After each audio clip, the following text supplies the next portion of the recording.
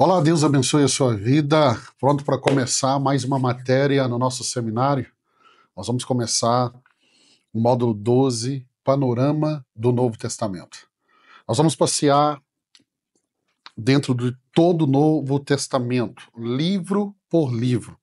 O que seria um panorama? Vou dar um exemplo simples para você que é o nosso aluno, você que é seminarista aqui no Seminário Imagine entender. Imagine um voo de helicóptero sobre a cidade. Você vai conseguir enxergar as casas, os prédios, consegue enxergar até as pessoas andando, pequeno, mas consegue. Você não tem uma visão detalhada. O panorama é isso. Nós vamos passar por todos os livros. Nós não vamos ver detalhes, nós não vamos interpretar versículo por versículo. O panorama é dar uma base para você de cada um dos livros do Novo Testamento.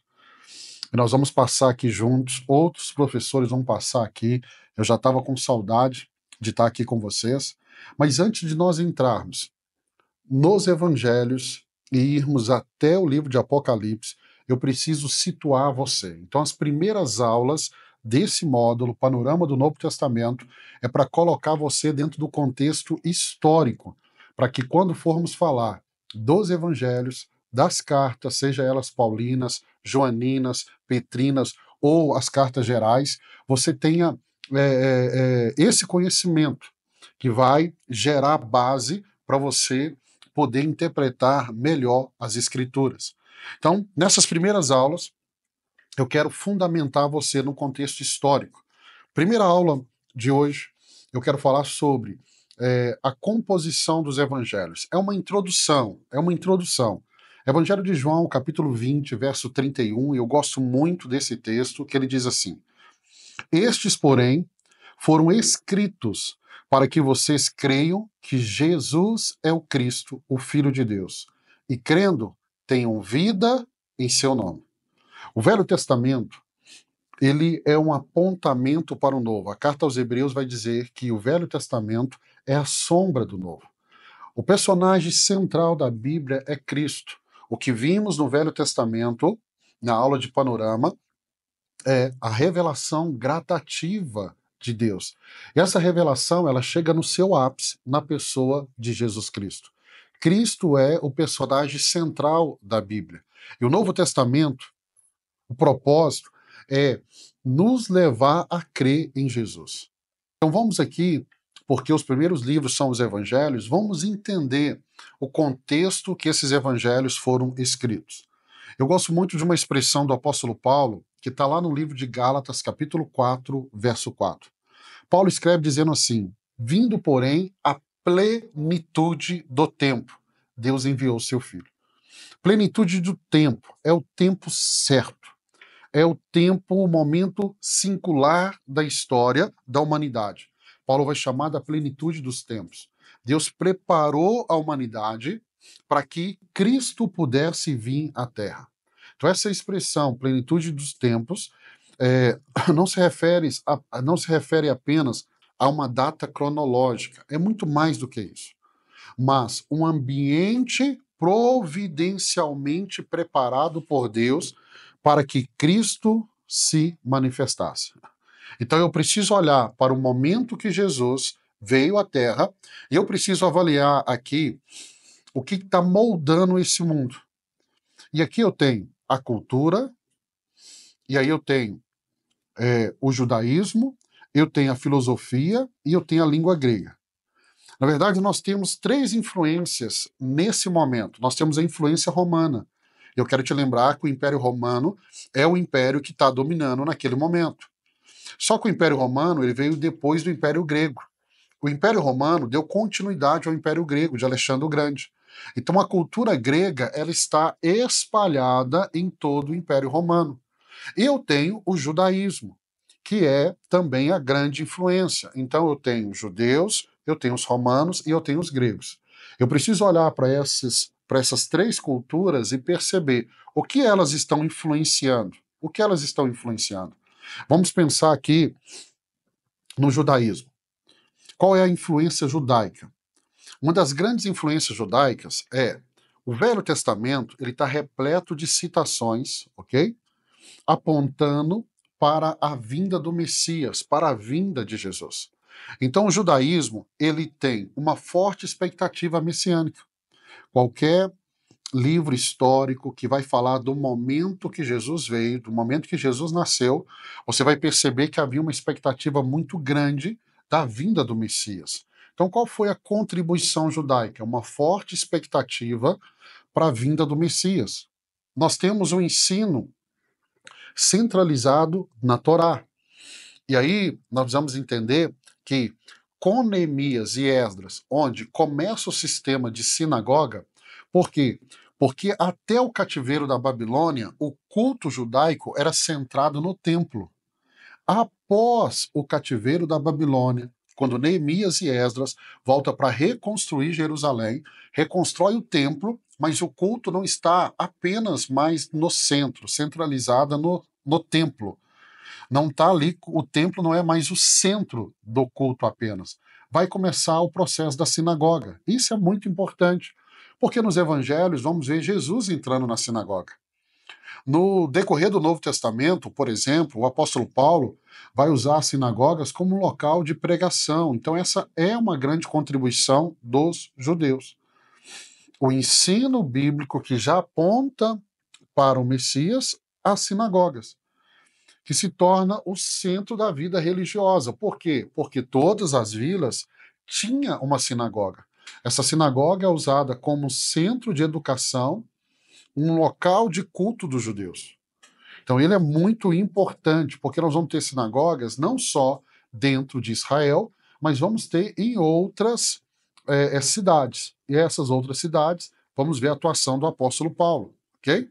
Vamos ter uma contribuição que são dos partidos religiosos. Nós temos os fariseus, nós temos os saduceus, nós temos os essênios, nós temos os zelotes, entre outros.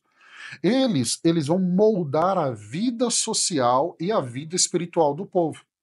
Por exemplo, os fariseus, que Jesus nos evangelhos vai estar chamando a atenção várias e várias vezes. Eles influenciaram principalmente a teologia moral do povo judaico, porque eles fazem uma interpretação do Velho Testamento, uma interpretação exagerada, e Jesus veio alinhando essa interpretação deles. Então nós precisamos entender que o cristianismo encontrou no ambiente que o judaísmo preparou um cenário muito propício para o seu crescimento. Agora, nós temos a influência grega. Aí, essa influência é muito interessante, porque o Império Grego ele foi um império breve. Alexandre o Grande ele deixou uma marca, o seu grande legado é o legado cultural, porque ele trouxe um profundo conhecimento que nós chamamos de helenismo. Helenismo. O que é helenismo? É a cultura grega que foi colocada em todos os locais onde o Império Grego chegou. E aí nós temos a língua grega.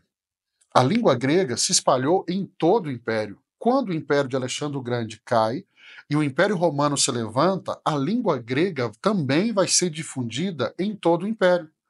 E aí nós temos principalmente o grego koiné. O grego koiné, ele se tornou o idioma universal de toda aquela região do mundo mediterrâneo. Então, era o grego do povo, era o grego simples, mas todos falavam. Ele era simples, ele era acessível, ele era utilizado para escrever, e aí nós vamos ver o Novo Testamento sendo escrito no grego koiné. Isso vai permitir à língua que a mensagem do cristianismo fosse difundida rapidamente e compreendida por diversos povos. Nós vamos ter a filosofia grega.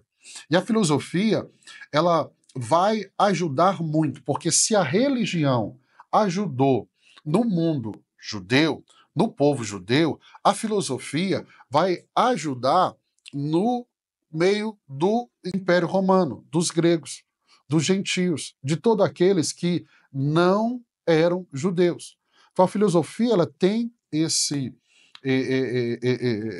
essa função, porque ela prepara um ambiente para discussões teológicas profundas. Por exemplo, nas cartas paulinas, vamos ver Paulo usando isso de forma brilhante. E nós vamos ter né, a tradução da Septuaginta, que foi a tradução do Antigo Testamento para o grego. Isso foi fundamental para que os cristãos, né, e muitos deles gentios, que não eram judeus, pudessem acessar as escrituras judaicas, que são o Velho Testamento.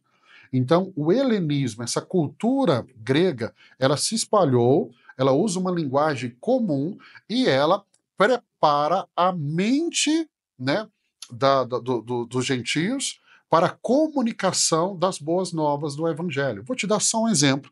Quando Paulo chega em Atenas, ele está pregando sobre Cristo, e qual que é o questionamento deles? Nós não conhecemos esse Jesus, só que na cidade tem um altar. Esse altar está lá, ao Deus desconhecido. Paulo vai dizer, olha, é esse Deus desconhecido que eu estou pregando. Então nós temos. Agora, nós vamos ter a influência também romana. Qual que é a influência romana? Vai ser a estrutura e a estabilidade. Então, o Império Romano está dominando o mundo no tempo de Jesus. A sua contribuição foi especialmente estratégica para a expansão do cristianismo. Por exemplo, nós vamos ter o que chamamos da Pax Romana. A Pax Romana é um período de relativa paz e estabilidade, garantido pela força militar de Roma.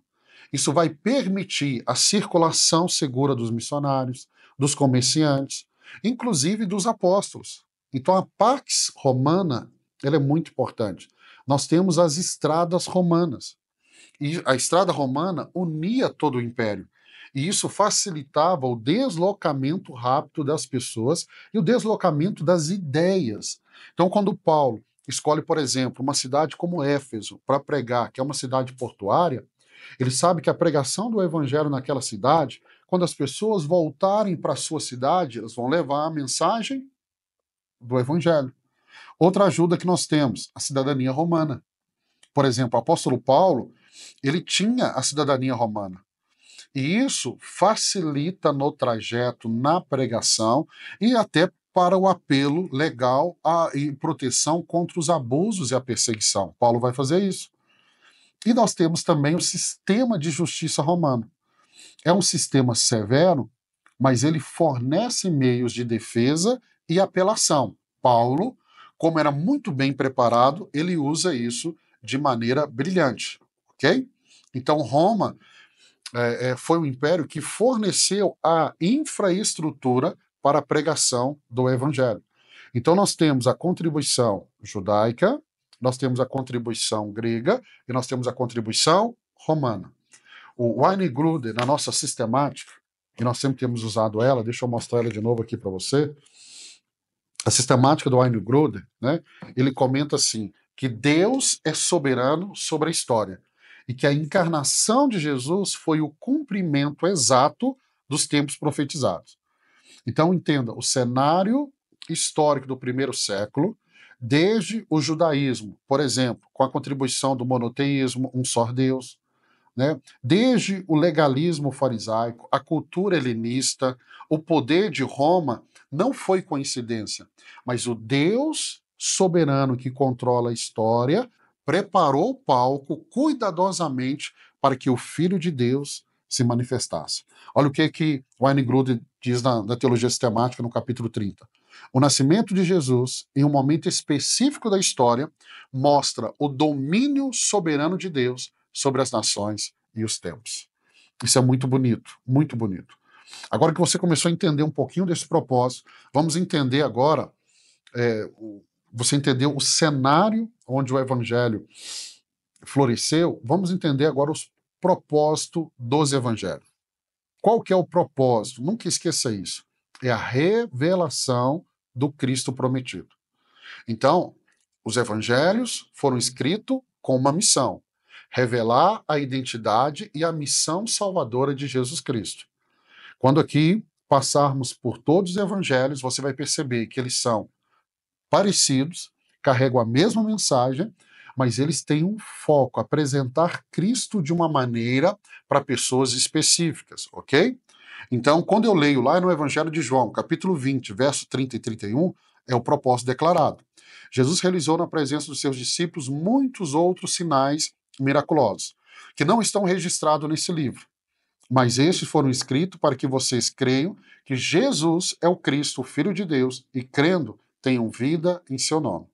Então, esse texto já declara o duplo propósito: o evangelístico, gerar fé, e o teológico, revelar Jesus como o Cristo, o prometido de Deus. Os evangelhos, eu gosto de usar essa expressão, os evangelhos como literatura única. Deixa eu te explicar. O panorama do Novo Testamento, ele vai nos mostrar algo, que os evangelhos, eles criaram um novo tipo de literatura. Não confunda os evangelhos, primeiro, com biografia antigas. Não é uma biografia. Segundo, não são memórias de líderes. Não, não, não. E não são também compilações místicas e helenistas. Não, não são. O que são os evangelhos, pastor? São proclamações da história da redenção. Isso é o evangelho. E ela está centrada no mistério, na morte e na ressurreição de Jesus Cristo. Então os evangelhos, eles não apresentam meramente os atos de um homem, mas ele mostra a revelação de Deus na história. É o Verbo encarnado que veio para redimir a humanidade. Então, quando eu olho para os evangelhos, tem uma teologia por trás do evangelho. O Einiglude, ele explica que os evangelhos, eles cumprem um papel vital na teologia bíblica. Mostrar como Deus, ele cumpre as suas promessas no Antigo Testamento através de Jesus. Então, o Novo Testamento é o cumprimento do Velho Testamento. Por isso que o escritor de Hebreus diz que o Velho Testamento é a sombra do Novo. Então, qual é o propósito dos evangelhos? É fortalecer a fé, defender a verdade e anunciar o Salvador ao mundo. Pastor, e a linguagem, o contexto dos evangelhos? Então, vamos lá. Nós temos a linguagem grega, hebraica, né? E nós temos aqui o contexto romano. Os evangelhos, eles foram escritos em um contexto multiculturado e multilinguístico. Então nós temos aqui o grego koiné, que é a língua mais acessível do Império, mas ele carrega conteúdos e símbolos do judaísmo bíblico. E eu não posso esquecer que ele está em um mundo dominado pelo Império Romano. Percebe? Por que às vezes a gente tem dificuldade de entender algumas coisas? Por isso, porque é necessário estar aí, nesse lugar que você está, sentado para aprender? Porque eu leio os evangelhos, mas eu esqueço, e talvez eu não tenha esse conhecimento, que eu tenho uma influência helenista grega, uma influência judaica e uma influência romana. Então nós temos a língua, como eu disse, a língua popular, que é o grego koiné, e a escolha do grego não foi casual, porque ele torna os evangelhos, ele torna as cartas compreensíveis para os judeus da diáspora, os judeus que foram espalhados, e para os gentios, todos aqueles que não são judeus. Isso facilita a expansão missionária, o início das igrejas, ok? E a tradução do Velho Testamento na Septuaginta, na tradução grega, vai influenciar e direcionar, né, o estudo das Escrituras ao ponto de poder interpretar Velho e Novo Testamento. O judaísmo, ele é a base do entendimento. Agora entenda, Jesus nasceu, viveu e pregou como judeu. Pastor, Jesus viveu como judeu? 100%. Porque ele próprio vai dizer que ele cumpriu toda a lei. Então, por isso os evangelhos, eles vão dialogar com as profecias do Velho Testamento. Os evangelhos vão carregar categorias judaicas como reino de Deus, Messias, templo, sábado, filho do homem. São expressões do Velho Testamento, ok? E eles vão apresentar Jesus como cumprimento das Escrituras, não como um rompimento, mas como uma continuidade daquilo que Deus estava falando. Mateus 5,17, olha o que Jesus diz. Não pense que vim abolir a lei ou os profetas. Não vim abolir, mas cumprir. Vamos falar então dos evangelhos. Vamos falar das datas e autores.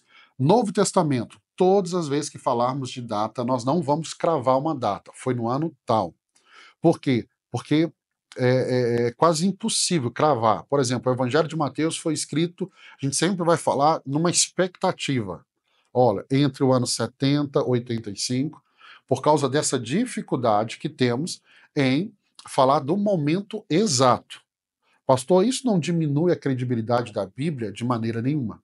E nós já tivemos aqui, né, no início do nosso curso, falando sobre a palavra de Deus. Então, volte lá nas primeiras aulas, ok? Vamos lá, Evangelho de Mateus. Qual que é o autor? Mateus, que é apóstolo de Jesus.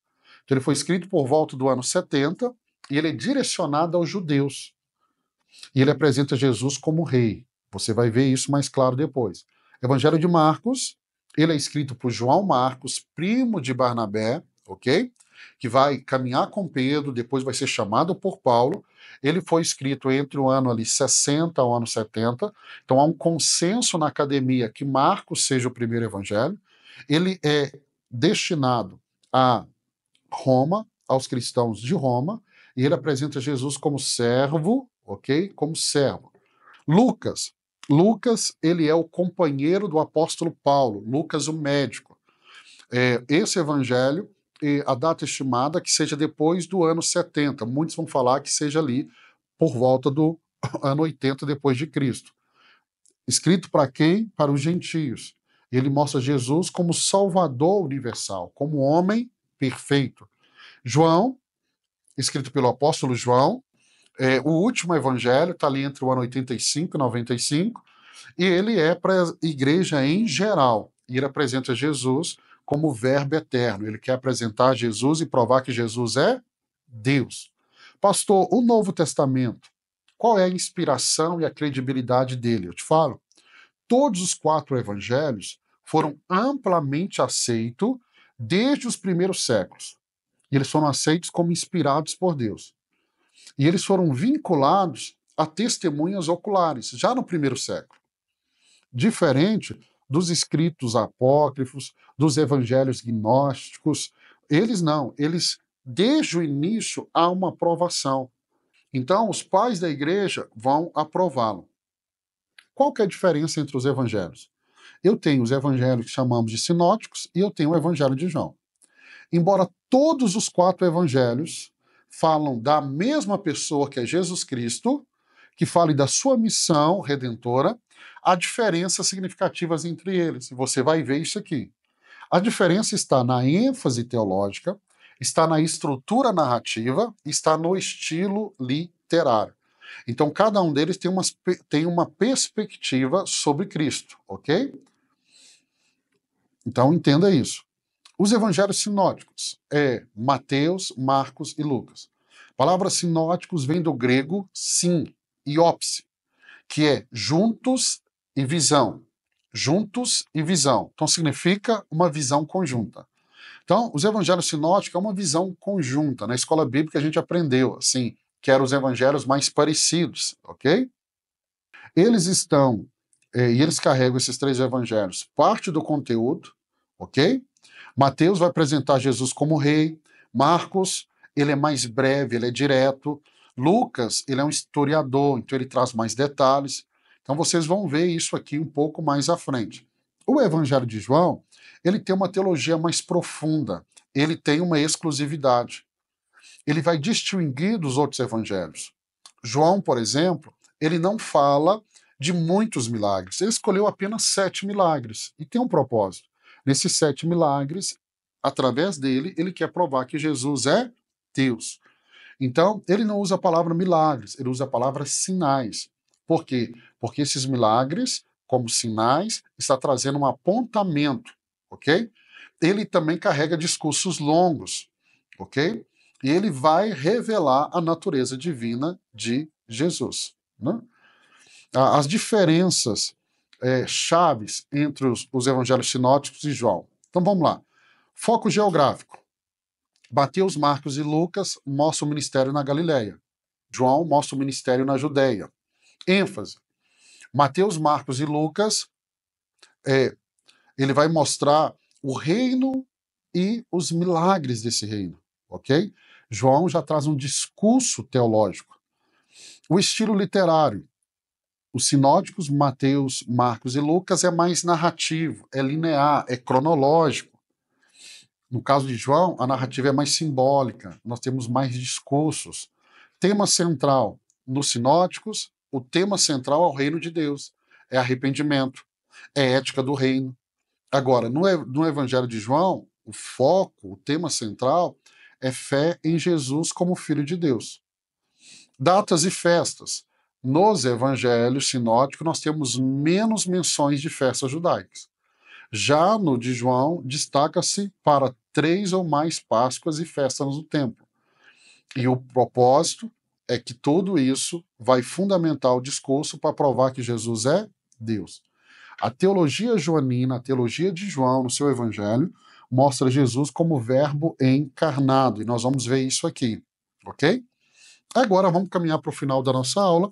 Vamos falar da aplicação dos evangelhos na vida cristã. Então, quando eu estudo os evangelhos, e nós só estamos aqui fazendo um pano de fundo, uma estrutura primeiro, os evangelhos nós estudamos não é apenas para conhecer a Bíblia, não é apenas isso, mas e não é também para fazer uma análise literária. Quando eu estudo os evangelhos, é um convite para a transformação de vida. Porque os evangelhos vai moldar o caráter cristão. Não tem como eu pensar no caráter cristão sem os evangelhos. Até porque o caráter cristão é modelado na pessoa de Cristo. Por exemplo, eu tenho o Sermão do Monte. Não tem como pensar em caráter cristão sem o modelo do Sermão do Monte. Eu tenho, por exemplo, a vida de oração de Jesus, que nos ensina. Eu tenho, por exemplo, Lucas, que trata tantos marginalizados. Eu tenho ali um ensino sobre a misericórdia para os marginalizados. Eu tenho ensino sobre santificação contínua. Então, entenda, os evangelhos não é só para ler, é para ser aplicado na minha e na sua vida. Nos evangelhos, eu tenho, por exemplo, o discurso radical de Jesus. Um discurso que, quando Jesus o faz, muitos dos discípulos o abandonam. E ele pergunta para os 12, vocês também querem ir? Então, o evangelho é um convite para viver uma vida de transformação. E nos evangelhos, o reino de Deus, ele está presente, ele é uma realidade. Não é apenas um destino futuro, mas uma realidade presente. Jesus diz, o tempo é chegado e o reino de Deus está próximo. Arrependam-se e creiam nas boas novas. Marcos 1:15. Então ele mostra que o reino de Deus é uma realidade. E os evangelhos, eles são uma fonte de confiança e esperança. Por quê? Porque a nossa esperança é eterna e ela só é possível por meio de Jesus Cristo. Então entenda, estudar os evangelhos, ler os evangelhos é um convite. Para quê? Para viver uma vida com Cristo que vai gerar testemunho. E nós somos convidados a cumprir a missão que é de propagar a mensagem, as boas novas e esse evangelho a todas as pessoas. Então, para a gente terminar, deixa eu fazer um desafio para você. Escolha um trecho dos evangelhos e leia. Mas não só de um. Escolha um trecho dos 4 evangelhos e leiam esse trecho. Medita nele. Leia em oração e peça o Espírito Santo que aplique esse texto no seu coração no dia de hoje. Amém? Quero abençoar a sua vida. Amanhã, se Deus permitir, eu vou estar aqui junto com você. E aí nós vamos falar do contexto histórico do Novo Testamento. Pastor, nós já falamos. Nós fizemos a introdução. Nós vamos aprofundar um pouco mais nisso. Deus abençoe sua vida. Até amanhã, se Deus permitir.